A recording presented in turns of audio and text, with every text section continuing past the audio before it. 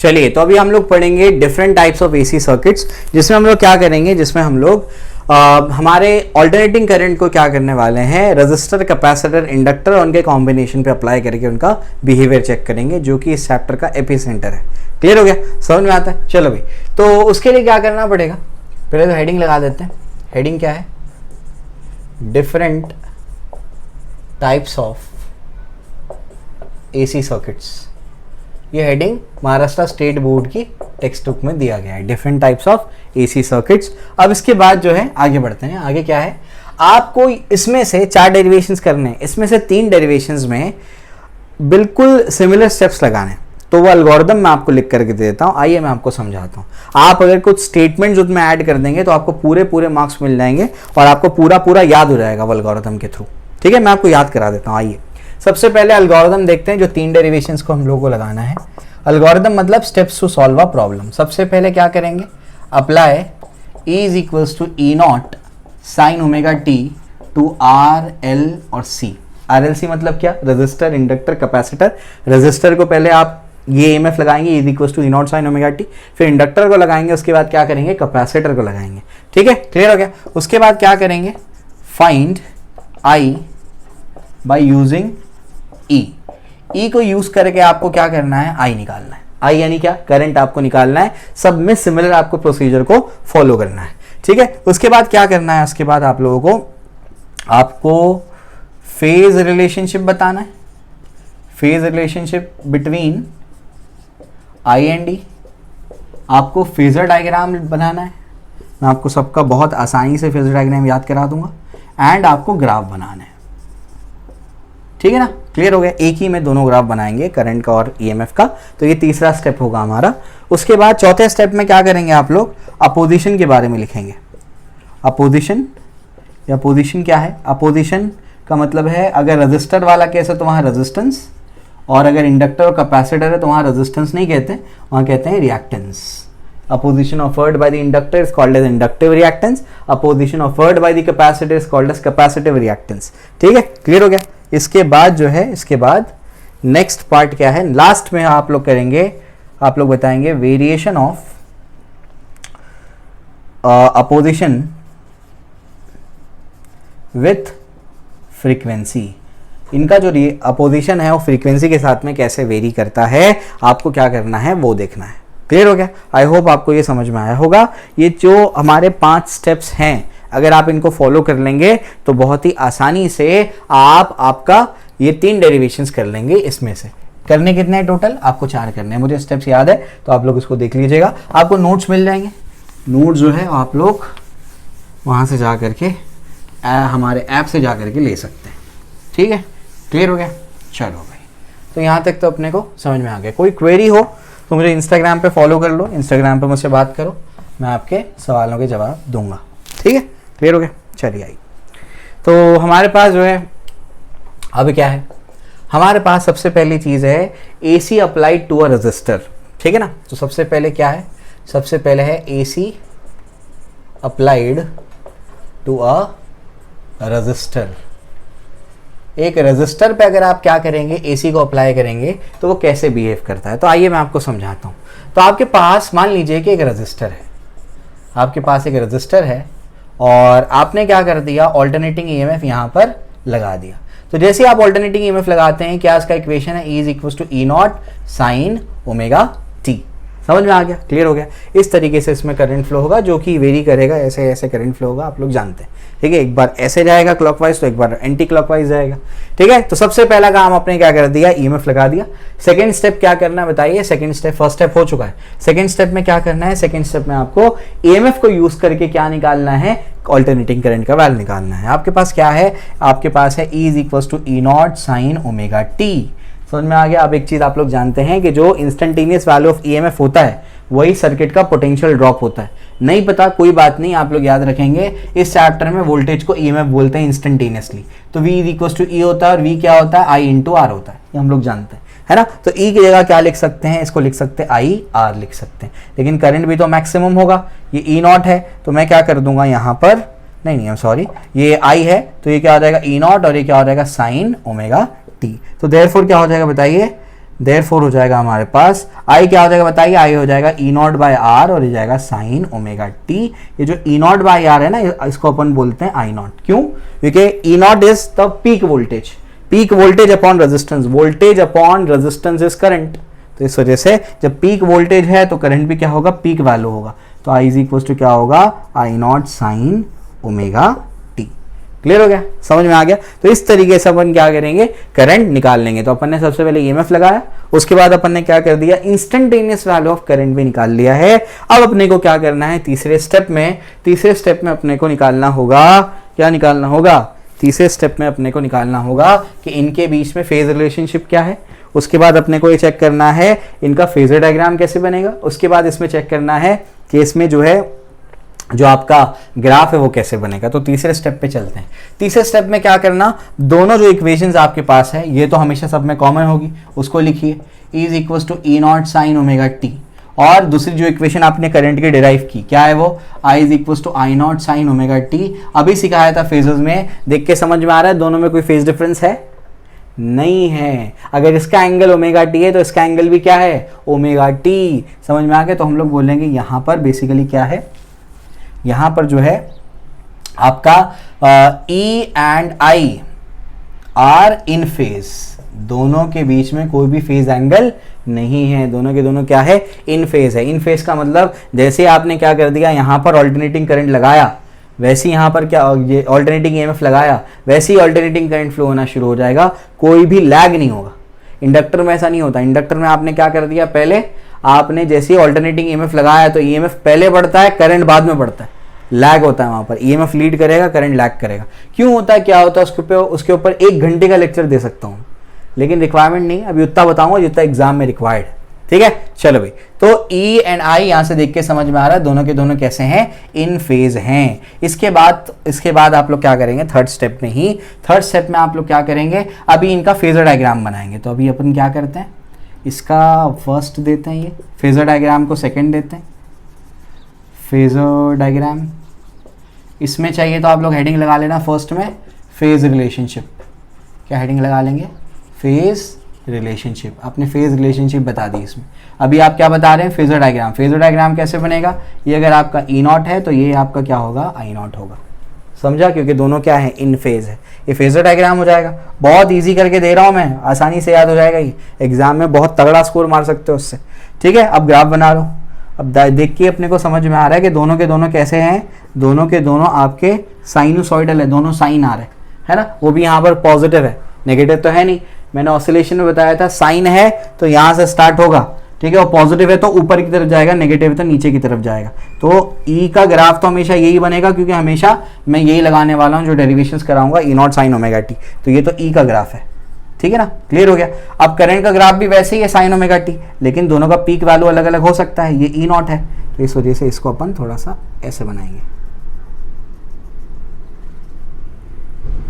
ठीक है, ऐसा है। तो ये क्या हो जाएगा, इसका peak value I not. Clear हो गया, बिल्कुल दोनों क्या है, दोनों इन फेज हैं, दोनों क्या है, इन फेज हैं दोनों। ठीक है, क्लियर हो गया। तो इस तरीके से ये आपको मैंने समझा दिया। अब इसके बाद आप लोग क्या करेंगे, इसके बाद आप लोग अभी AC applied to a inductor करेंगे। तो ये अपन कर लिए। अब इसके बाद इंडक्टर वाला पार्ट कराता हूँ आप लोग को,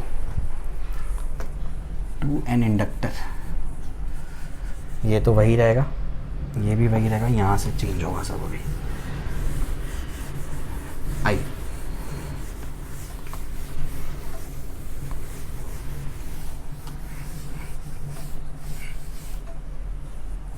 चलिए देखिए, तो अब जो है AC applied to an inductor. अब इसमें आगे जाकर के इंटीग्रेशन का ऐसा स्टेप आएगा जिसको कोई बताता नहीं है।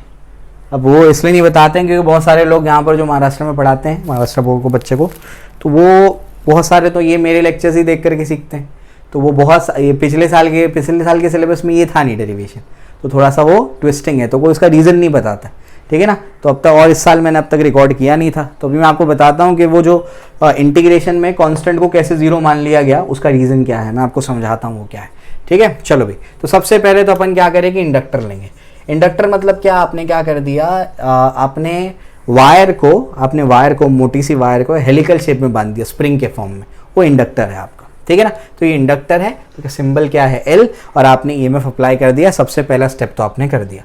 सेकेंड स्टेप में अपने को क्या करना है, सेकेंड स्टेप में अपने को क्या करना है, ईएमएफ से करंट निकालना है। अब कैसे निकालेंगे, अब इंडक्टर की एक प्रॉपर्टी होती है जो आपको ध्यान रखनी है। इंडक्टर की प्रॉपर्टी होती है कि अगर करंट बढ़ रहा है तो बढ़ने नहीं देगा, कम हो रहा है तो कम होने नहीं देगा। यानी ग्रोथ और डीके दोनों में क्या करता है, इंडक्टर अपोज करता है। किसके ग्रोथ और डीके में, करंट के ग्रोथ और डीके में, ठीक है ना। चलो भैया आओ, तो अभी जो है यहाँ पर जो है, अब मैं आपको समझाता हूँ कि बेसिकली यहाँ पर क्या हो रहा है। देखिए, ये जब करंट इसमें ग्रो करेगा, आपने ईएमएफ लगाया, अब करंट ग्रो करना चाहिए, लेकिन करंट ग्रो कर नहीं पाता। क्यों, क्योंकि इसके अंदर एक बैक ईएमएफ डेवलप हो जाता है। ईएमआई में आपको बताया था मैंने, बैक ईएमएफ क्या करता है, वो करंट के ग्रोथ को रोकता है। समझे क्या बोल रहा हूं मैं, करंट की ग्रोथ को क्या करता है, रोकता है। तो अगर अपने को क्या करना है, इसमें करंट को भेजना है, सर्किट में फ्लो करवाना है, तो जो अप्लाइड ईएमएफ है should be equal to an opposite, equal and opposite to back EMF होना चाहिए। बैक ईएमएफ क्या है, एक उल्टा ईएमएफ है जो क्या करता है, करंट की ग्रोथ को रोकता है। तो अपने को ये जो अपन ने ईएमएफ लगाया है ना, ये ईएमएफ क्या होना चाहिए, बैक ईएमएफ के इक्वल और अपोजिट होना चाहिए। समझ में आ गया। तो यहां पर मैं बोलूंगा कौन सा ईएमएफ अपन ने लगाया, E naught sine omega T for the flow of current, for the flow of current, current के फ्लो के लिए E applied is equals to E minus of E back, ऐसे होना चाहिए। ठीक है ना, क्लियर हुआ। ये चीज आपको याद रखनी है, बहुत इंपॉर्टेंट है। ईएमआई में आपको सिखाते हैं, नहीं पता अब इसको याद रखो। तो E applied E is equals to minus of, ये क्या है, minus L D I by D T है। क्लियर हो गया। ये आपको पता होना चाहिए कि बैक ईएमएफ का क्या होता है, सेल्फ इंडक्शन से जो ईएमएफ डेवलप होता है वो क्या होता है, minus L D I by D T. तो ई इज इक्वल्स टू क्या हो जाएगा, L D I by D T होगा। क्लियर हो गया। अब अपने को निकालना है बच्चों यहां से करंट। अब अपन करंट कैसे निकालेंगे, आइए मैं आपको समझाता हूं। तो देयरफॉर क्या हो जाएगा, E D T is equals to क्या हो जाएगा, ये हो जाएगा एल और ये जाएगा डी आई। ठीक है ना। अब मैं क्या करता हूं, इंटीग्रेट कर देता हूं। इंटीग्रेट करूंगा तो क्या होगा, ई तो यहां पर इंस्टेंटेनियस है, तो वो मेरे पास क्या है, ई मेरे पास क्या होगा, ध्यान से सुनिएगा। ई का वैल्यू क्या है, E naught sine omega T, ये हो जाएगा D T is equals to L, और ये इंटीग्रेशन ऑफ क्या हो जाएगा, डी आई, क्योंकि एल क्या है, कोएफिशिएंट ऑफ सेल्फ इंडक्शन, जो कि कांस्टेंट क्वांटिटी है, तो उसको बाहर ले लिया मैंने। समझ में आ गया। तो देयरफॉर इसको यहाँ लिखते हैं, इसको यहाँ लिखते हैं, एल डी आई का इंटीग्रेशन क्या होगा, तो आई होगा। समझ में आ गया। इज इक्वल्स टू क्या होगा, ई नॉट बाहर जाएगा, इंटीग्रेशन ऑफ क्या होगा, साइन ओमेगा टी, और ये जाएगा डी टी। समझा, क्लियर हो गया। तो इतना आसान है ये। तो देयरफॉर क्या हो जाएगा, आई को ये रखते हैं, ई नॉट बाय इसको एल कर लेते हैं, और इंटीग्रेशन ऑफ, ये देखो एल नीचे चला गया, ई नॉट बाय और साइन ओमेगा टी का, ओमेगा टी डी टी का इंटीग्रेशन क्या होगा, साइन का integration minus cos, SIM card से बताया था मैंने। तो ये क्या हो जाएगा, ये हो जाएगा minus cos omega T divided by omega. जो भी यहाँ पर आपका कंपोजिट फंक्शन होता है उसका डेरिवेटिव लेकर के डिनोमिनेटर में भेजना पड़ता है। तो इस तरीके से मेरे पास आ गया है, प्लस मेरे पास आएगा कांस्टेंट। क्यों, अरे भाई इनडेफिनाइट इंटीग्रेशन है, डेफिनाइट थोड़ी। समझ आ रहा है क्या बोल रहा हूं मैं, ठीक है ना। चलो therefore I is equals to अपने पास क्या आया, E naught upon omega L, minus भी बाहर ले लेते हैं, और ब्रैकेट में क्या बच गया, ब्रैकेट में बच गया कॉस ओमेगा टी प्लस क्या है, कोई ना कोई अपना कांस्टेंट है। अभी कांस्टेंट जीरो होता है, यही पॉइंट की बात कर रहा था मैं, कांस्टेंट जीरो होता है, और ये कोई एक्सप्लेन नहीं करता कि कांस्टेंट जीरो क्यों होता है। आइए मैं आपको एक्सप्लेन करता हूँ कि कांस्टेंट जीरो क्यों होता है। कुछ आप देखेंगे नेशनल लेवल पे टीचर्स तो छोड़ देते हैं, कांस्टेंट लिखते ही नहीं। समझ में आ गया। बताना जरूरी है कि कांस्टेंट जीरो क्यों है। इनडेफिनाइट इंटीग्रेशन लिया है आपने तो कांस्टेंट तो लिखना पड़ेगा ना, तो गड़बड़ हो जाएगी इसमें, ठीक है ना, मैथमेटिकली इनकरेक्ट हो जाएगा। अब मैं आपको समझाता हूँ ये कैसे होता है। जैसे अगर अपन लिखते हैं v is equals to U plus A T, ध्यान से सुनिएगा। तो अगर ये वेलोसिटी है तो ये भी वेलोसिटी है, और ये भी क्या है, वेलोसिटी ही होगी। क्यों वेलोसिटी होगी, अरे वेलोसिटी में ही वेलोसिटी ऐड सब्ट्रैक्ट हो सकती है। अगर मैं इसको बोलता हूँ ये डिस्प्लेसमेंट और ये वेलोसिटी है, डिस्प्लेसमेंट और वेलोसिटी ऐड कैसे हो सकते हैं, और वो आंसर में वेलोसिटी कैसे दे सकते हैं।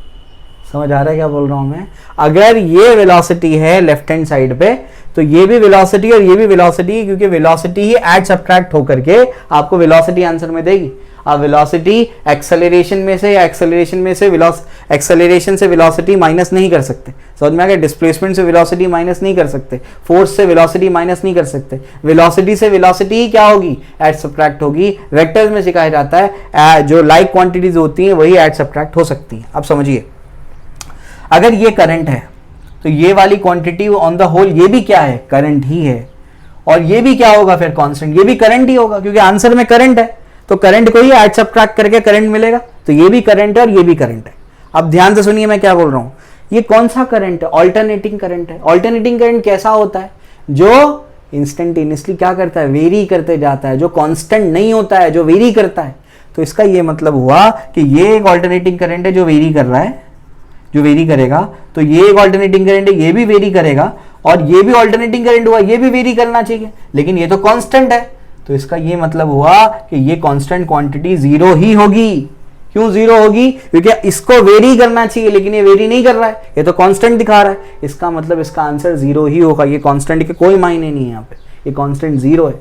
समझ आ रहा है क्या बोल रहा हूँ मैं, क्लियर है, क्योंकि हर क्वांटिटी क्या होनी चाहिए, वेरी करनी चाहिए यहाँ पर। तो ये भी ये अगर वेरी कर रहा है, ये ऑल्टरनेटिंग करंट है, ये वेरी कर रहा है, तो ये भी वेरी करेगा और इसको भी वेरी करना पड़ेगा, लेकिन ये तो वेरी नहीं कर रहा, तो उसको बोलेंगे चल तू जीरो है। समझ आ रहा है क्या बोल रहा हूँ मैं, क्यों, क्योंकि वो वेरी नहीं कर रहा, वो तो कांस्टेंट है। समझ आ गया, कांस्टेंट हो ही नहीं सकता, क्योंकि अगर यहाँ वेरी कर रहा है तो इसको भी वेरी करना पड़ेगा, उसको भी वेरी करना पड़ेगा। समझ आ गया, तो यहाँ पर कांस्टेंट की कोई जगह नहीं है, इस वजह से कांस्टेंट को जीरो मान लिया जाता है। ठीक है, चलो भाई आ जाओ। अब उसके बाद जो है आगे बढ़ते हैं। आगे क्या है, अब इसी को और थोड़ा सा सॉल्व करेंगे। आइए देखिए कैसे सॉल्व होगा, क्या होगा अभी।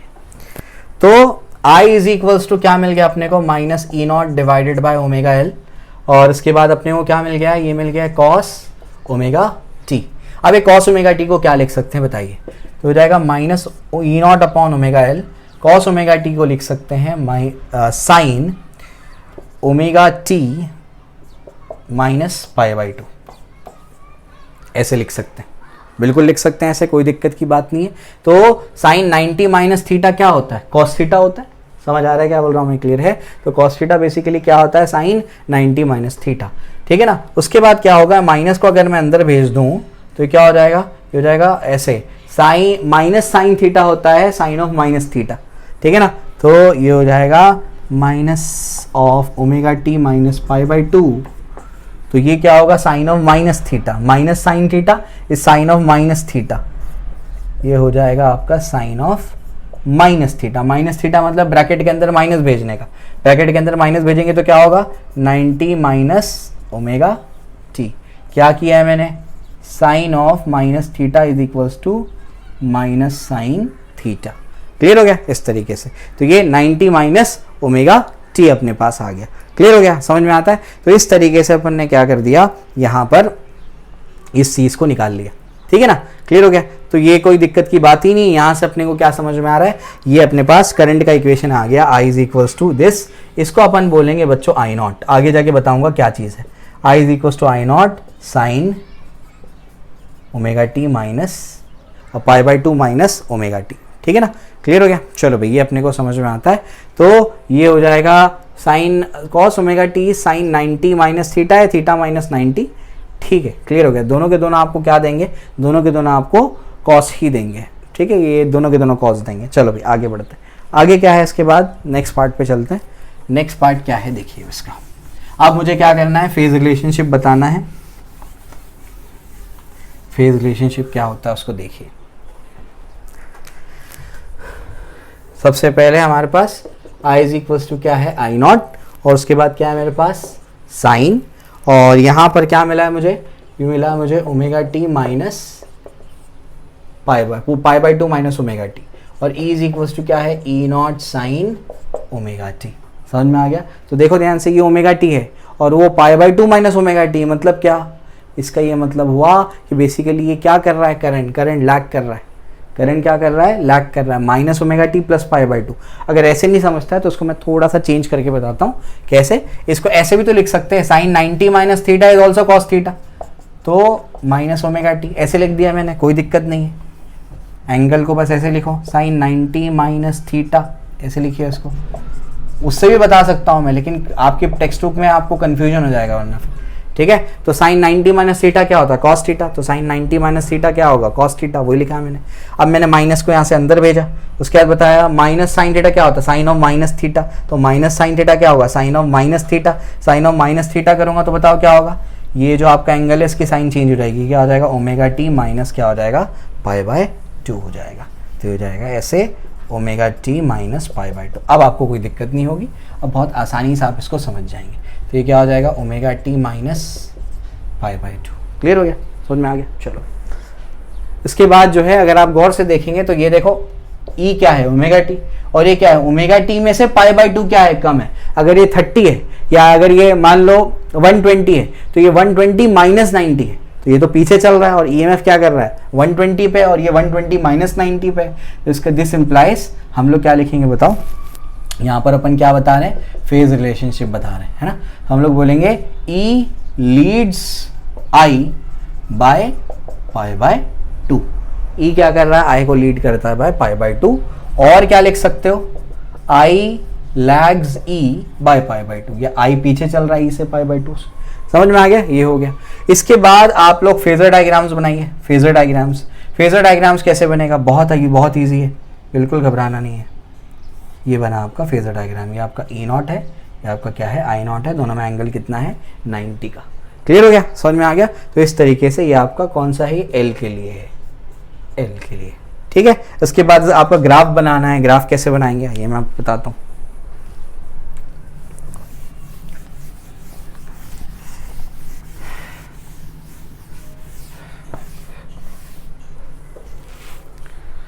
ग्राफ का देखिए, ग्राफ का क्या है, ग्राफ्स। तो ग्राफ्स में क्या होगा, ग्राफ्स में बेसिकली इस तरीके से आप लोग क्या करेंगे, बनाएंगे। तो ये ऐसे, ये तो क्या होगा आपका ई का ग्राफ होगा। अब करंट क्या है, omega T minus pi by to है। समझ आ रहा है क्या बोल रहा हूं मैं। आप इसको ऐसे समझ लीजिए कि बेसिकली ये क्या है, ये कहां से आया, ये आया आपका क्या, आपके कॉस से। कहां से आया, माइनस कॉस ओमेगा टी था, ये भी तो लिख सकते हैं इसको, आई नॉट माइनस, और ये क्या है कॉस ओमेगा टी, यही तो था वो, इसी को तो मॉडिफाई करके अपन ने लिखा है ना। तो माइनस कॉस ओमेगा टी, अगर माइनस कॉस ओमेगा टी है तो कॉस या तो यहाँ से स्टार्ट होता है या तो यहाँ से स्टार्ट होता है, प्लस कॉस होता है तो यहाँ से स्टार्ट होता है, माइनस कॉस होता है तो यहाँ से स्टार्ट होता है। तो ये कुछ इस तरीके से जाएगा, समझ में आ गया। तो ये आपका जो है वो आई का ग्राफ है। क्यों नीचे से स्टार्ट हुआ, क्योंकि वो क्या है आपका माइनस कॉस है। ये आपका क्या है, ये आपका आई नॉट है, और ये आपका क्या है ई नॉट है। क्लियर हो गया, समझ में आ गया। चलो भाई, तो ये चीज़ अपने को समझ में आ गई। अब जो है ये इंडक्टर वाला पार्ट मैंने कंप्लीट करा दिया। अब अपने को क्या करना है, कैपेसिटर का पार्ट करना है, ठीक है।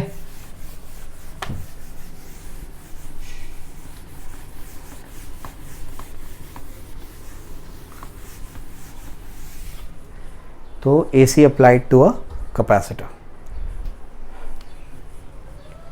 अब कैपेसिटर पे अपन अप्लाई करते हैं और इसको चेक करते हैं कि कैपेसिटर पे अप्लाई करेंगे तो ये कैसा बिहेव करता है। क्लियर हो गया, चलो आ जाओ। तो AC applied to a capacitor, capacitor पे अप्लाई करेंगे तो अगर हमारे पास सबसे पहला क्या होगा, एक कैपेसिटर हमको लेना होगा। एक कैपेसिटर C अपन ने लिया, उसके बाद क्या कर दिया, EMF लगा दिया, ऑल्टरनेटिंग EMF क्या लगाया, E is equal to E naught sine omega T.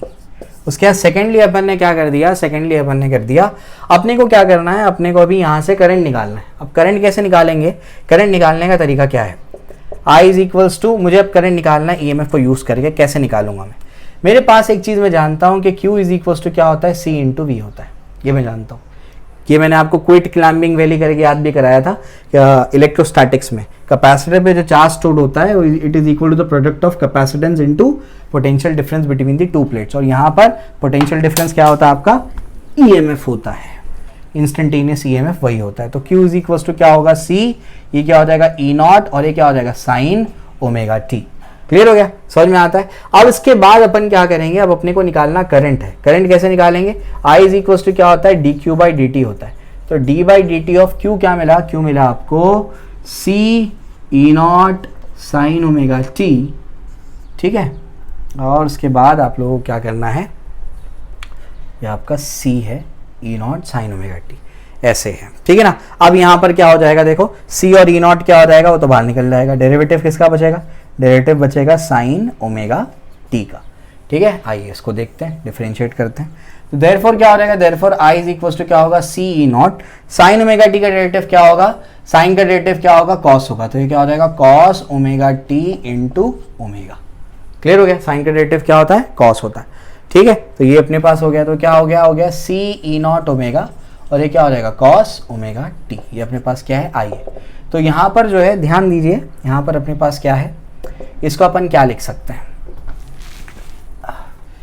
E not divided by 1/ओमेगा c लिख सकते हैं, और ये क्या हो जाएगा अपना कॉस ओमेगा टी। क्लियर हो गया, समझ में आ गया। ये जो चीज़ है ना, इसको अपन क्या बोलेंगे, अच्छा रिएक्टेंस पे बात नहीं किया वहाँ पर, अभी कर लेता हूँ मैं, दोनों के साथ में कर लेता हूँ, वहाँ रिएक्टेंस रह गया। ठीक है, तो ये जो चीज़ है इसको अपन बोलेंगे आई नॉट, और ये क्या हो जाएगा कॉस ओमेगा टी। ये अपना क्या हो गया, करंट आ चुका है। अब यहाँ से अपने को क्या करना है, फेज रिलेशनशिप निकालना है, वो मैं आपको बताता हूँ। रिएक्टेंस रह गया इंडक्टर वाले केस में, वो रिएक्टेंस अभी बताऊँगा मैं। कैपेसिटर और इंडक्टर दोनों का रिएक्टेंस एक साथ डिस्कस कर लेंगे अपन अभी। ठीक है, चलो भाई। तो अब अपन क्या लिखेंगे, अब अपन तीसरे स्टेप पे चलेंगे, जो कि क्या अपना फेज रिलेशनशिप। तो फेज रिलेशनशिप क्या है, फेज रिलेशनशिप जो है अपना वो है E इज इक्वल टू क्या है, E naught sine omega T. तो I इज इक्वल टू क्या है, आई नॉट, ये कॉस ओमेगा टी है। तो कॉस ओमेगा टी को क्या लिख सकते हैं, कॉस ओमेगा टी को लिख सकते हैं sign omega T minus pi by to, ऐसे लिख सकते हैं। क्या लिख सकते हैं, sign omega T minus pi by to. ठीक है ना, तो या फिर एस को ऐसे लिख सकते हैं, हाँ, साइन को क्या लिख सकते हैं, कॉस को क्या लिख सकते हैं, omega T minus pi by to लिख सकते हैं। ठीक है, क्लियर हो गया। चलो भाई, अब इसके बाद क्या होगा, इसके बाद यहाँ पर नहीं, यहाँ पर जो है क्या होगा, इसको समझना पड़ेगा। हाँ, ये हो जाएगा pi by two minus omega T. अब pi by two minus omega T से क्या होगा वो मैं आपको समझाता हूँ, कैसे करना है, क्या करना है, इसको समझिए ज़रा। यहाँ पर देख के समझ में आ रहा है, यहाँ पर ओमेगा टी का एंगल है और यहाँ पर क्या है, ओमेगा टी से वो पीछे चल रहा है। तो यहाँ पर क्या होगा, I leads E by pi by two और E lags I by pi by two. E क्या करता है, लैग करता है इसे पाई बाई टू से, ये आई क्या करता है, लीड करता है पाई बाय टू से। ठीक है, क्लियर हो गया। तो ये चीज़ अपनी यहाँ पर हो गई है। तो ये अपने को यहाँ पर समझ में आ जाता है। इसके बाद क्या होगा, इसके बाद आगे बढ़ते हैं अपन। आगे क्या है, नेक्स्ट पार्ट पे चलते हैं, जिसमें मुझे आपको फेजर डायग्राम्स बताने हैं। फेजर डायग्राम क्या हो जाएगा, फेजर डायग्राम जो है इन लोगों का, फेजर डायग्राम जो है वो इस तरीके से कुछ होगा। ये आपका आई नॉट ऑफ सी और ई नॉट ऑफ सी। ठीक है, इसके बाद आपको क्या करना है, इसके बाद आपको इसका ग्राफ बना देना है। ग्राफ बना के देता हूँ मैं, लंबा हो गया शायद लेक्चर, 28 मिनट तो यही हो गए। चलो देखो, तो अब ग्राफ्स के बारे में आपको मैं बता देता हूँ। ग्राफ्स का क्या है, तो ये आपका ग्राफ बनेगा। इसमें एक में साइन है, एक में कॉस है, तो ये तो ई का तो यही बनेगा क्योंकि साइन का ग्राफ ऐसे ही बनता है। कॉस ऊपर से स्टार्ट होगा, क्यों, पॉजिटिव है, तो इस तरीके से होने वाला है।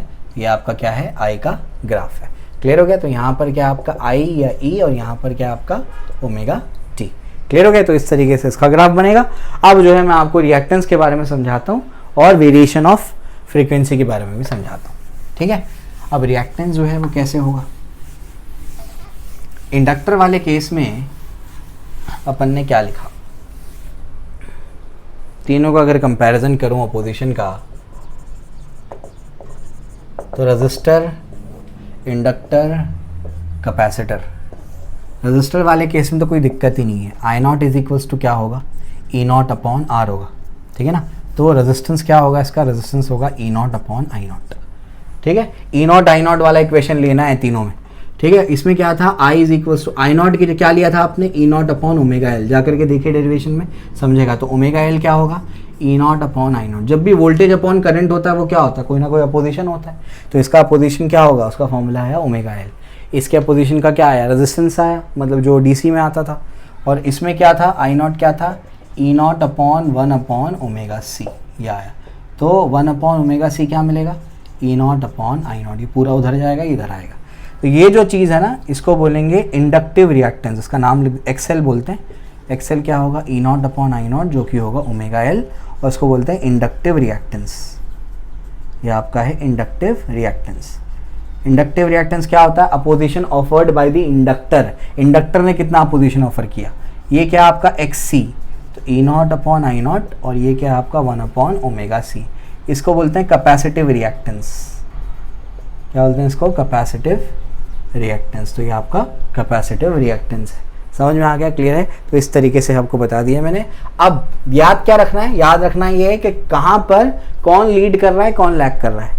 रेजिस्टेंस में ईएमएफ और करंट साथ साथ चलते हैं। इंडक्टर में ईएमएफ आगे चलेगा, करंट पीछे चलेगा। कैपेसिटर में करंट आगे चलेगा, ईएमएफ पीछे चलेगा। मैं आपको एक ट्रिक देता हूँ उसको याद करने की।